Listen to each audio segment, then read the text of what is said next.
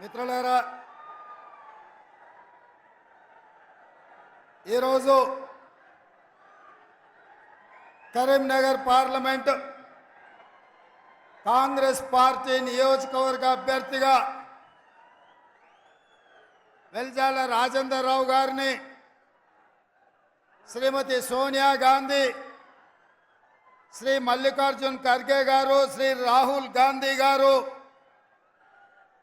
ఈ ఎన్నికల బరిలో దించుతే ఈ కార్యక్రమాన్ని జిల్లా పార్టీ అధ్యక్షుడు శాసనసభ్యులు డాక్టర్ కవ్వంపల్లి సత్యనారాయణ గారి అధ్యక్షతన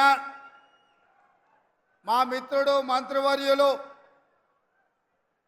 పొన్నం ప్రభాకర్ గారి నాయకత్వాన సిపిఐ చాడా వెంకటరెడ్డి గారు, సిపిఎం నాయకులు, తెలంగాణ జనసమితి నాయకులు, కాంగ్రెస్ పార్టీ రాష్ట్ర నాయకులు, కాంగ్రెస్ పార్టీ కరీంనగర్ ఉమ్మడి జిల్లా నాయకులు, కాంగ్రెస్ పార్టీ కరీంనగర్ అదేవిధంగా వివిధ నియోజకవర్గాల నాయకులు, మండల పార్టీ నాయకులు, గ్రామ శాఖ అధ్యక్షులు, ప్రాణ సమానులైన కాంగ్రెస్ పార్టీ కార్యకర్తలందరూ వేలాదిగా తరలి వచ్చి ఈరోజు వెల్చాల రాజేందర్ రావు గారిని గెలిపించడానికి, ఆశీర్వదించడానికి విచ్చేసిన మీకందరికీ కూడా మనస్ఫూర్తిగా ధన్యవాదాలు, కృతజ్ఞతలు మిత్రులారా. అదేవిధంగా మొన్న జరిగిన శాసనసభ ఎన్నికల్లో హుజూరాబాద్ శాసనసభ నియోజకవర్గం నుంచి మిత్రుడు ప్రణవ్ని 14 రోజుల ముందే మీకు అభ్యర్థిగా పంపిస్తే మీరందరూ కష్టపడి దాదాపుగా 54,000 ఓట్లు ఇచ్చి ఒక యువకుణ్ణి మీరు అండగా నిలబడి ప్రోత్సహించినందుకు మీకందరికీ మనస్ఫూర్తిగా ధన్యవాదాలు మిత్రులారా. మిత్రులారా, నేను ఎక్కువ విషయాలు మాట్లాడదలుచుకోలేదు, కానీ తెలంగాణ రాష్ట్రానికి సంబంధించి ఈ దేశం యొక్క రాజకీయ, ఆర్థిక, సామాజిక స్థితిగతులపై మనం మాట్లాడాల్సిన అవసరం ఉన్నది. ఈ కరీంనగర్ జిల్లా అంటే చైతన్యవంతమైన జిల్లా. ఈ ప్రాంతంలో ఎం సత్యనారాయణరావు గారు, చొక్కారావు గారు, రత్నాకర్ రావు గారు లాంటి ఉద్దండులు, ముఖ్యంగా ఈ హుజూరాబాద్ ఆనాడు సమాజంలో ఉన్న, సమాజాన్ని పట్టి పీడిస్తున్న సమస్యల మీద ఎర్రజెండా నీడన పేద ప్రజల గుండెల్లో శాశ్వతంగా నిలిచిపోయే చాలామంది విప్లవకారులు ఈ ప్రాంతం నుంచి ఈ ప్రజల కోసం కొట్లాడిన చరిత్ర ఈ కరీంనగర్ జిల్లాకు ఉంది. ఆనాడు తెలంగాణ రాష్ట్ర సాధనలో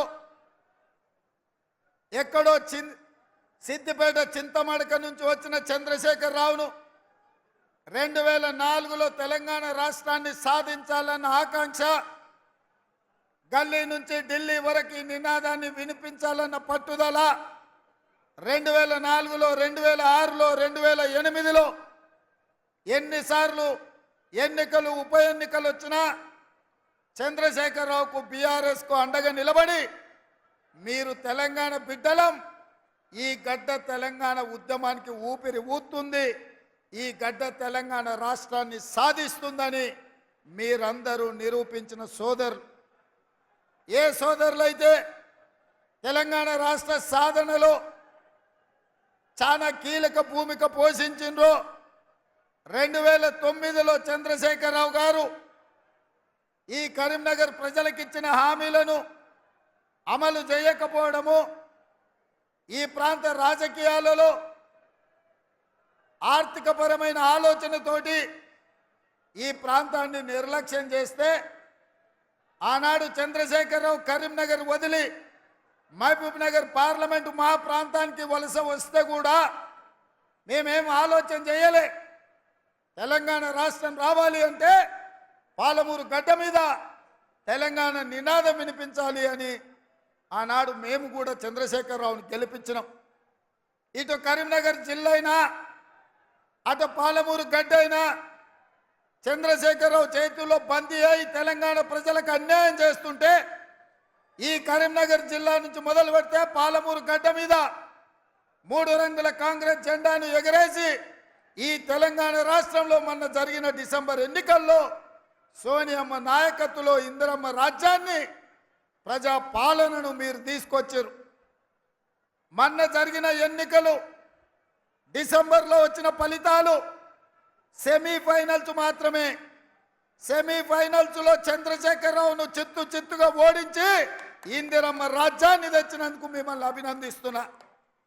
మరి ఇవాళ మిమ్మల్ని అడుగుతున్న మిత్రులారా, సెమీఫైనల్స్లో చంద్రశేఖరరావును చిత్తుగా ఓడించిన మీరు ఇవాళ ఫైనల్స్కి వచ్చినాం. ఈ ఫైనల్స్లో ఈ తెలంగాణ పౌరుషాన్ని గుజరాత్కు తెలిసే విధంగా బీజేపీ వాళ్ళు సూరత్కు పారిపోయే విధంగా ఇవాళ తీర్పు ఇవ్వాల్సిన అవసరం ఉన్నది. ఈ ఫైనల్స్లో బీజేపీ నరేంద్ర మోడీని ఓడించాల్సిన బాధ్యత ప్రతి ఒక్క కాంగ్రెస్ పార్టీ కార్యకర్త మీద, 4 కోట్ల తెలంగాణ ప్రజల మీద ఉన్నది. ఎందుకంటే 10 సంవత్సరాలు ప్రధానమంత్రిగా ఉన్న నరేంద్ర మోడీ ఈ తెలంగాణ రాష్ట్రానికి ఇచ్చింది లేదు. బండి సంజయ్ కరీంనగర్ జిల్లాకు తెచ్చింది లేదు.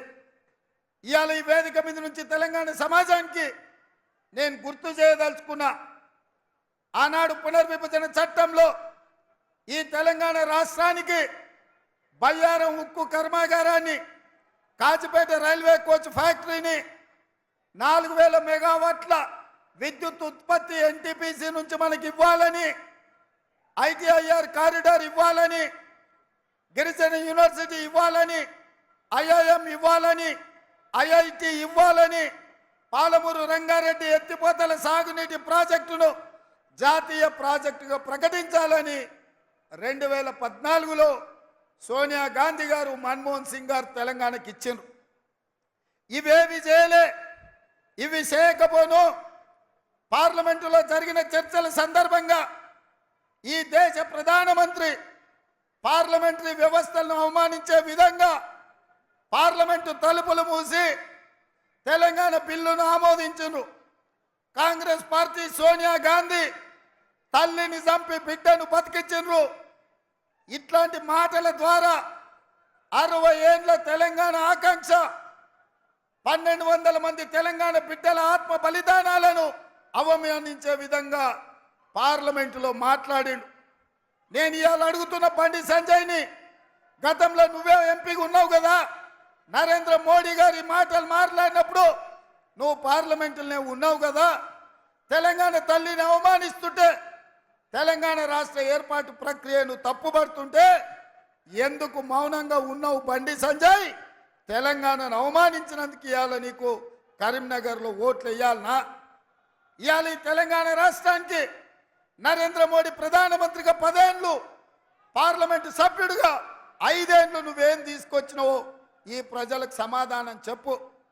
ఆనాడు అయ్యో పాపం పేదోళ్ళ బిడ్డ గుండో అరగుండో ఏదో ఒక గుండు గెలవని కదా అని ఈ తెలంగాణ ప్రజలు నీకు ఓటేసిండ్రు. మరి 5 ఏళ్లల్లా నిజామాబాద్లో గుండు కానీ, కరీంనగర్లో ఉన్న అరగుండు కానీ ఇవాళ తెలంగాణ రాష్ట్రానికి ఇచ్చింది లేదు, తెలంగాణ రాష్ట్రానికి తెచ్చింది లేదు. నరేంద్ర మోడీ గారు జాతీయ ప్రాజెక్ట్ ఇవ్వలేదు, నరేంద్ర మోడీ గారు ఐటీఐఆర్ కారిడార్ ఇవ్వలేదు.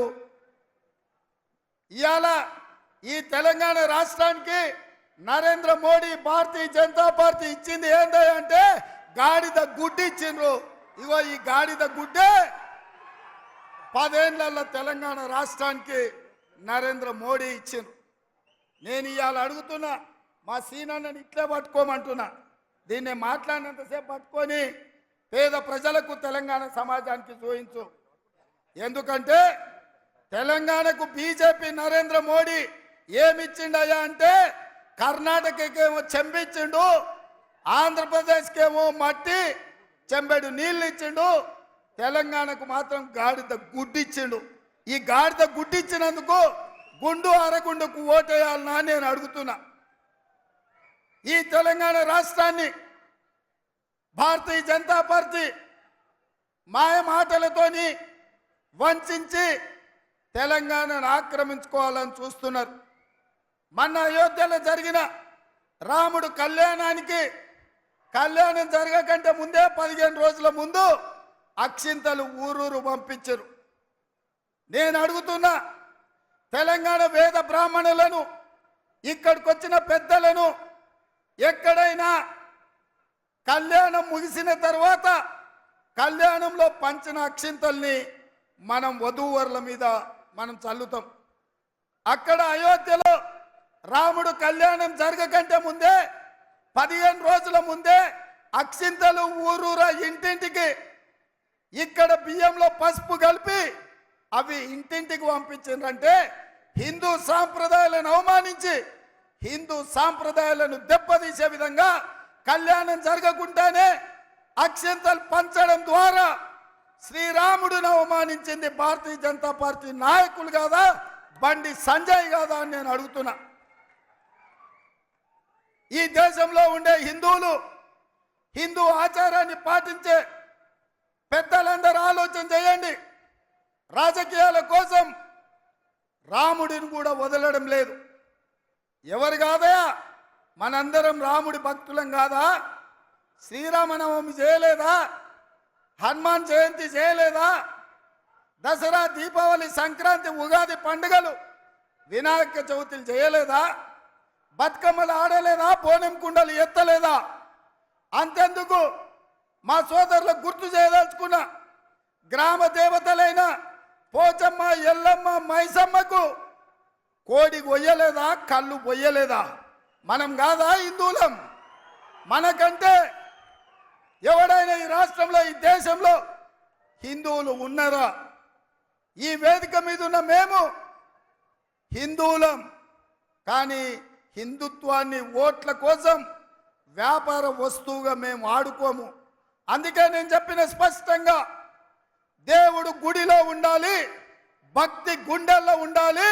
గుండు అరగుండులాగా బజార్లో పోర్తి, బస్ స్టాండ్లలో దేవుడి బొమ్మ పెట్టి చిల్లర పైసలు అడుక్కున్నట్టు దేవుడి బొమ్మను చూపించి రాముడు పేరు చెప్పి ఇవాళ ఓట్లు అడుక్కునే దిక్కుమాలిన పరిస్థితి ఇవాళ నిజామాబాద్, కరీంనగర్ జిల్లాలో బీజేపీ నాయకులు చేస్తున్నారు. అందుకే మిత్రులారా, ఇవాళ మీ అందరికి ఒకటే మాట చెప్పదలుచుకున్నా. కాంగ్రెస్ పార్టీ, రాహుల్ గాంధీ వీళ్ళే కాదు, వారసత్వంగా మనకొచ్చిన జవహర్లాల్ నెహ్రూ గారు, మహాత్మా గాంధీ గారు, వల్లభాయ్ పటేల్ గారు, సుభాష్ చంద్రబోస్ గారు దేశభక్తిని వాళ్ళ నుంచి పుణికి పుచ్చుకోవడమే కాదు, జవహర్లాల్ నెహ్రూ గారు డాక్టర్ బాబాసాహెబ్ అంబేద్కర్ ద్వారా రాజ్యాంగాన్ని రచించి ఎస్సీ ఎస్టీ రిజర్వేషన్లు కల్పించి రాజకీయంగా, విద్యా ఉద్యోగాలలో దళితులకు, గిరిజనులకు రిజర్వేషన్లు ఇచ్చి ఇవాళ ఈ దేశంలో కవ్వంపల్లి సత్యనారాయణ లాంటి వాళ్ళు డాక్టర్లైనా, ఆరపల్లి మోహన్ లాంటి వాళ్ళు లాయర్లైనా, అట్లూరి లక్ష్మణ్ లాంటి వాడు ఎమ్మెల్యే విప్ అయినా ఇవాళ కాంగ్రెస్ పార్టీ ఈ ఎస్సీ ఎస్టీ రిజర్వేషన్లు ఇవ్వడం వల్లనే పక్కనే ఉన్న బలరాం నాయక్ మన కేంద్ర మంత్రి అయినా ఇవాళ పార్లమెంట్ ఎన్నికల్లో పోటీ చేస్తున్నా గిరిజనులకు మనం ఇచ్చిన రిజర్వేషన్ ఇవాళ ఎస్సీ ఎస్టీలకే కాదు, బీసీ ఓబీసీల ఆర్థిక రాజకీయ స్థితిగతులను దృష్టిలో పెట్టుకొని రాహుల్ గాంధీ గారు బీసీ జనాభాలు లెక్కగట్టి బీసీల దామాస ప్రకారం రిజర్వేషన్లు పెంచాలి అని రాహుల్ గాంధీ గారు భారత్ జోడో యాత్రలో చెప్పిండు. వారి ఆదేశాల ప్రకారం నేను ముఖ్యమంత్రి పదవి చేపట్టిన ఎంబడే పొన్నం ప్రభాకర్ గారికి ఆదేశాలు ఇచ్చి బీసీ మంత్రిగా ఎంబడే ఆదేశాలు ఇవ్వని మంత్రివర్గ తీర్మానం అసెంబ్లీలో శాసనం పాస్ చేసి ఇవాళ బీసీల జనాభా లెక్క కట్టి ఆ జనాభా ప్రకారం నిధులు కేటాయించాలి, బీసీ సప్లాన్ తేవాలి, బీసీ రిజర్వేషన్లు మెయిన్ తేవాలని ప్రయత్నం చేస్తున్నాం. ఒక పక్కన ఎస్సీ ఎస్టీ రిజర్వేషన్లు, ఇంకొక పక్కన బీసీలకు విద్యా ఉద్యోగ ఉపాధి అవకాశాల్లో రిజర్వేషన్లు ఇవ్వాలని మేం ప్రయత్నం చేస్తుంటే బీజేపీ వాళ్ళు రిజర్వేషన్లను రద్దు చేయడానికి ఇవాళ కుట్ర చేస్తున్నారు. నేను ఆరోపణ చేస్తున్న నిర్దిష్టంగా భారతీయ జనతా పార్టీ మీద, ఈ దేశ ప్రధానమంత్రి మీద, ఈ దేశ హోంశాఖ మంత్రి అమిత్ షా మీద మీరు కుట్ర చేస్తున్నారు. మీరు కుతంత్రాలతోని 70 ఏళ్ల నుంచి మేము ఇచ్చిన రిజర్వేషన్లను రద్దు చేయాలనుకుంటారు. అందుకే కేంద్ర ప్రభుత్వంలో 30 లక్షల ప్రభుత్వ ఉద్యోగాలు ఖాళీలున్నా వాటిని భర్తీ చేయకుండా పక్కన పెట్టిండ్రు. ఎస్సీ ఎస్టీ పిల్లలకు చదువుకున్న వాళ్ళకు అన్యాయం చేస్తుండ్రు. అందుకే మీరు ఈస్ బార్ 400 పార్ అంటున్నాడు. ఎందుకయ్యా అంటే 400 సీట్లు బీజేపీకి వస్తే రాజ్యాంగాన్ని సవరించే అవకాశం ఉంటుంది.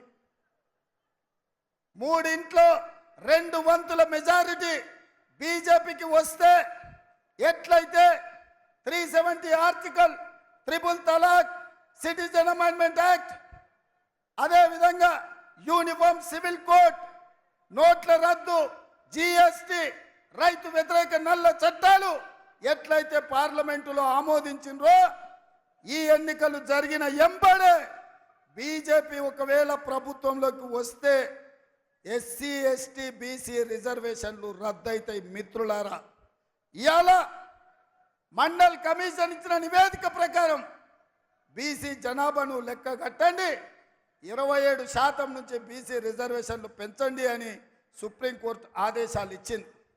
వాటిని దృష్టిలో పెట్టుకొని ఇవాళ కాంగ్రెస్ బీసీ జనాభాను లెక్కించాలంటుంది. ఎందుకు బీజేపీ బీసీ జనాభాను లెక్కలు వేయొద్దు అంటుంది? నరేంద్ర మోడీ సమాధానం చెప్పాలి. నరేంద్ర మోడీ గారు ఇవాళ రేపో మన గడ్డ మీద కాలు పెడుతుండు. నరేంద్ర మోడీ ప్రధానమంత్రిగా, భారతీయ జనతా పార్టీ రాజకీయ పార్టీగా ఎందుకు ఎస్సీ ఎస్టీ బీసీ రిజర్వేషన్లు రద్దు చేయాలనుకుంటున్నారు? ఈ దేశంలో మూలవాసులు వాళ్ళు. ఈ దేశం ఉన్నది, ఈ గడ్డ మీద పుట్టింది, ఈ గడ్డ మీద పెరిగింది మూలవాసులైన దళితులు, గిరిజనులు, బలైన వర్గాల రిజర్వేషన్లను రద్దు చేసే హక్కు మీకెవరిచ్చిందని నేను అడుగుతున్నా. అందుకే మిత్రులారా, బీజేపీ గెలిస్తే మన రిజర్వేషన్లు రద్దు అవుతాయి. అందుకే బీజేపీ ఓడిస్తే మన రిజర్వేషన్లు కొనసాగుతాయి. ఈ ఎన్నికల్లో ప్రజలు ఓడాలన్నా బీజేపీ ఓడాలన్నా మీరు ఒక్కసారి ఆలోచన చెయ్యండి. అందుకే ఈ వేదిక మీద నుంచి తెలంగాణ సమాజంలో ఉన్న 50 లక్షల నిరుద్యోగ యువకులకు, ముఖ్యంగా దళితులకు, గిరిజనులకు, బలైన వర్గాల బిడ్డలకు నేను విజ్ఞప్తి చేస్తున్నా. ప్రమాదం పొంచి ఉన్నది. ఎన్నికలైనంబడే నరేంద్ర మోడీ దళితులు, గిరిజనులు, బలైన వర్గాల మీద సర్జికల్ స్ట్రైక్ చేస్తాడు. మీ రిజర్వేషన్లు రద్దు చేస్తాడు. నేను ఎందుకు ఇంత గట్టిగా చెప్తున్నా అంటే, నరేంద్ర మోడీ, అమిత్ షా రిజర్వేషన్లు రద్దు చేస్తారని నేను 2-3 టీవీలలో మాట్లాడినా, 2-3 వేదికల మీద నుంచి చెప్పిన. ఎంబడే ఢిల్లీ నుంచి పోలీసులు వచ్చారు. నేను అడుగుతున్నా, నేను చెప్పదలుచుకున్నా, అయ్యా నరేంద్ర మోడీ, అమిత్ షా గారు, జేపీ నడ్డా, కిషన్ రెడ్డి గారు, బండి సంజయ్, ధర్మపురి అరవింద్ గారు, మీరు గుర్తుపెట్టుకోండి, 10 సంవత్సరాలు చంద్రశేఖర్ రావు ఇదే విధంగా ఏసీబీ అనో, పోలీసులనో, విజిలెన్స్ అనో, లేకపోతే ఇతర శాఖలను నన్ను వేధించిండు, నన్ను కేసులు పెట్టిండు, నన్ను అరెస్ట్ చేసిండు, నన్ను జైలుకు తోలిండు. చివరికి ఏమైంది? నడుము ఇరిగి మూలకు పడ్డాడు చంద్రశేఖర్ రావు మీ చేతుల. నిన్నగాక మొన్న చంద్రశేఖర్ రావులు ఈపులు చింతపండు చేసి ఇవాళ మూలకు కూసబెట్టిండ్రు తెలంగాణ ప్రజలు. ఇవాళ చంద్రశేఖర్ రావు కేటీఆర్ అంటున్నాడు, కారు ఖరాబ్ అయింది, షెడ్డుకు పోయింది, మళ్ళీ వస్తుందని. నేను చెప్పదలుచుకున్నా, మీకందరికీ తెలుసు, కారు ఖరాబ్ అయి కార్ఖానకు పోయింది, ఇక అది బాగుపడదు, మళ్ళీ రాదు. జుమ్మెరాత్ బజార్లో తూకానికి తూకం వేసి అమ్మాల్సిందే, కారు గతి లేదు. ఇవాళ కారు లేదు కాబట్టే బస్ వేసుకొని బయలుదేరిండు. నేను చూస్తాం ఏం చేస్తాడో కేసీఆర్ అని. ఏమి లేదా, మీరు బస్సు యాత్ర ఒక్కసారి చూడుండ్రి. తిక్కలోడు తిరునాళ్ళకు పోతానంటే వెనకటికి ఎవడో ఎక్కడానికి దిగడానికి సరిపోయిందంట, వానికాడ చూసింది లేదు, చేసింది లేదు. ఇవాళ చంద్రశేఖరరావు బస్సు యాత్ర కూడా తిక్కలోడు తిరునాళ్ళు పోయినట్టే ఉంది తప్ప ఇంకొక మాట లేదు. ఆయన నిన్న ఖమ్మంలో ఒక మాట చెప్తున్నాడు, అయ్యా కాంగ్రెస్కు 40 సీట్లు కూడా రావు, బీజేపీకి 200 వస్తాయి. 200 వచ్చినప్పుడు తెలంగాణలో ఆయన 12 సీట్లు ఇస్తే సంకీర్ణ ప్రభుత్వంలో చేరి నామ నాగేశ్వరరావుని మంత్రిని చేస్తాడంట. మరి నేను చెప్పింది ఏందా ఇన్ని రోజులు? బీజేపీ బీఆర్ఎస్ చీకటి ఒప్పందం జరిగింది, ఈడ సీటు బీజేపీకి వదిలిండు. అదే విధంగా మహబూబ్ నగర్, చేవెళ్ళ, మల్కాజ్గిరి, భువనగిరి, జహీరాబాద్, కరీంనగర్ లాంటి సీట్లు బీజేపీ వాళ్లకు అంతర్గతంగా చీకటి ఒప్పందంతో గెలిపించాలి. ఇంకొన్ని సీట్లల్లా ఖమ్మము, నల్గొండ లాంటి సీట్లల్లా, మెదక్ లాంటి సీట్లల్లా బీజేపీ వాళ్ళు బీఆర్ఎస్ను గెలిపించాలి, కాంగ్రెస్ను ఓడించాలి అని కుట్ర చేస్తున్నారు. నేను ఇవాళ చంద్రశేఖరరావును అడగదలుచుకున్నా. మీడియా మిత్రులారా మీరు కూడా రాసుకోండి, ప్రధానంగా చూపించండి. కేసీఆర్ను ఇండియా కూటమిలోకి రానియం, కేసీఆర్ ఇంటి మీద కాకి మా ఇంటి మీద వాళ్తే ఒక్కటే దెబ్బకు తుపాకీ తోని లేపి అవతలేస్తాం. కేసీఆర్ను కాదు, కేసీఆర్ ఇంటి మీద వాలిన కాకి మా కాంగ్రెస్ గోడ మీద వాళ్తే కూడా మా కార్యకర్తలు కాల్చి అవతల పడేస్తారు. మా దగ్గరికే రానియం.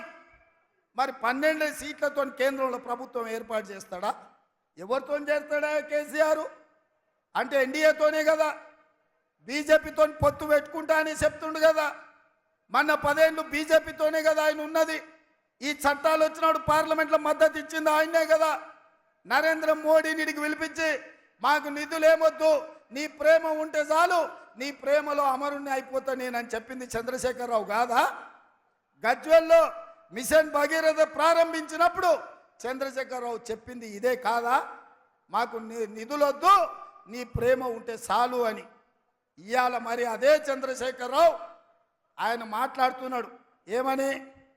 రాబోయే ఎన్నికలలో హంగ్ పార్లమెంట్ వస్తుంది, నేను కేంద్రంలో చేరుతా, నామ నాగేశ్వరరావుని మంత్రిని చేస్తాను. ఇంత స్పష్టంగా బీజేపీతో ఒప్పందం చేసుకొని బీజేపీ బీఆర్ఎస్ వ్యూహాత్మకంగా ఒకరి మీద ఒకరు పోటీ చేసినట్టే చేసి ఏనకంగా ఒప్పందంతో కాంగ్రెస్ మీద కుట్ర చేస్తారు. ఈ కుట్రలన్నీ చూసే మా కమ్యూనిస్టు సోదరులు, మా కోదండరామ్ గారు కాంగ్రెస్ పార్టీని ఎట్లయినా గెలిపించాలి, ఈ దేశంలో సెక్యులరిజాన్ని కాపాడాలి అని సిపిఐ సిపిఎం కోదండరామ్ గారు ఇవాళ మనకు మద్దతుగా నిలబడ్డారు. అందుకే మిత్రులారా మీకందరికి నేను చెప్పదలుచుకున్నా, ఈ ప్రభుత్వం ఎవడో ఆశామాసిగా తెచ్చింది కాదు. ఇవాళ ఈ కుర్చీలు మా తాతలు ముత్తాతల నుంచి మాకు వచ్చింది కాదు. ఈ కష్టం మీది. మీ రక్తాన్ని చెమటగా మార్చి మీ భుజాలు కాయలు కాసే విధంగా 3 రంగుల జెండాను మోసి ఇవాళ ఈ ప్రభుత్వాన్ని తెచ్చిండ్రు. ఈ ప్రభుత్వం మీ ప్రభుత్వం. అందుకే ఈ ప్రభుత్వం ఆడబిడ్డలకు ఆర్టీసీ బస్సు ఉచిత ప్రయాణం ఇచ్చింది. అందుకే మీ ప్రభుత్వం ఆరోగ్యశ్రీలో 10 లక్షల రూపాయలు పేదవాళ్లకు ఉచితంగా ఇచ్చింది. అందుకే మీ ప్రభుత్వం ఆడబిడ్డలకు 500 రూపాయలకే సిలిండర్ ఇచ్చింది. అందుకే మీ ప్రభుత్వం ఆడబిడ్డలకు 500 రూపాయల సిలిండరే కాదు, 4,50,000 ఇందిరమ్మ ఇల్లు, 22,500 కోట్లతోని పేదోళ్ళకి ఇల్లు ఇచ్చింది. అందుకే ఈ ప్రభుత్వం ప్రతి పేదవాడి ఇంట్లో వెలుగులు చూడాలి, పేదవాడి కళ్ళల్లో ఆనందం చూడాలి అని 200 యూనిట్లు ఉచితంగా ఈ ప్రభుత్వం మీకు ఉచిత కరెంట్ ఇచ్చింది. తెలంగాణ ఉద్యమమే నియామకాలు. తెలంగాణ నిరుద్యోగులకు వచ్చిన 3 నెలల్లో 30,000 ఉద్యోగాలు ఇచ్చి నిరుద్యోగ యువకులని ఈ ప్రభుత్వం ఆదుకున్నది. బీసీ జనాభా లెక్కలు కట్టమని చెప్పింది. ఇట్లా చెప్పుకుంటూ పోతే 100 రోజుల్లో బ్రహ్మాండమైన పథకాలు చేసి ఈరోజు తెలంగాణ సమాజంలో ఒక మంచి పేరు తెచ్చుకున్నది. రైతు రుణమాఫీ గురించి మాట్లాడినరు. నేను మళ్ళొక్కసారి హుజూరాబాద్ వేదిక మీద నుంచి తెలంగాణ రైతాంగానికి మాట ఇస్తున్నా. రామప్ప దేవాలయంలో ఉన్న శివుడి సాక్షిగా నేను మాట ఇస్తున్నా.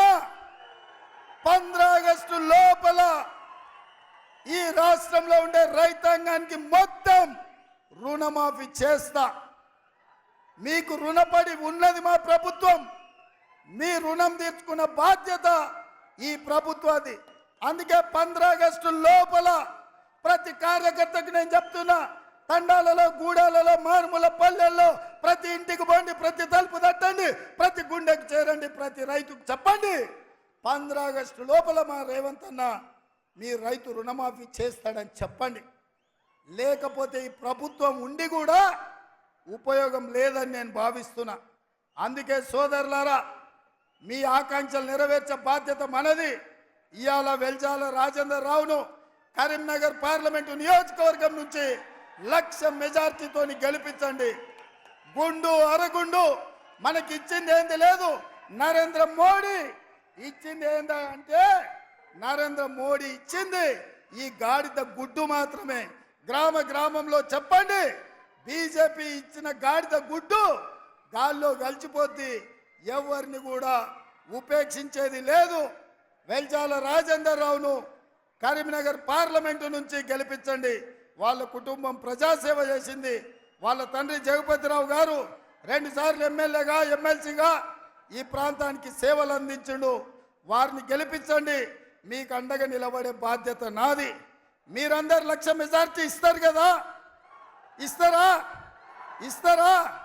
1,00,000 రెడీ కదా? రెడీ కదా? సిద్ధమా?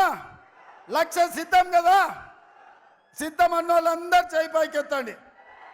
జై కాంగ్రెస్, జై జై కాంగ్రెస్. హస్తం గుర్తుకే, హస్తం గుర్తుకే. ధన్యవాదాలు సోదరులారా.